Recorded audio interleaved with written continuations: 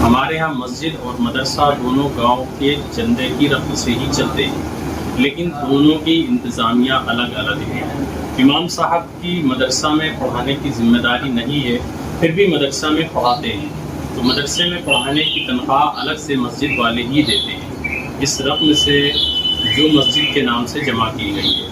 سوال یہ ہے کہ مسجد کی رقم سے مدرسے میں پڑھانے کی تنخواہ دے سکتے ہیں یا نہیں؟ سائل ہیں محمد خان صاحب۔ وعلیکم السلام ورحمۃ اللہ وبرکاتہ۔ بسم اللہ الرحمن الرحیم۔ الجواب باللہ التوفیق۔ دیکھیں، جو آپ نے سوال کیا ہے کہ مسجد کی رقم سے مدرسہ میں پڑھانے والے امام صاحب کو مسجد انتظامیہ تنخواہ دیتی ہے، اور سوال میں اس بات کا بھی ذکر کیا ہے کہ مسجد کی انتظامیہ الگ ہے اور مدرسے کی انتظامیہ الگ ہے، تو اس صورت میں مسجد والوں کا امام صاحب کو مدرسے میں پڑھانے کی تنخواہ دینا یہ جائز نہیں۔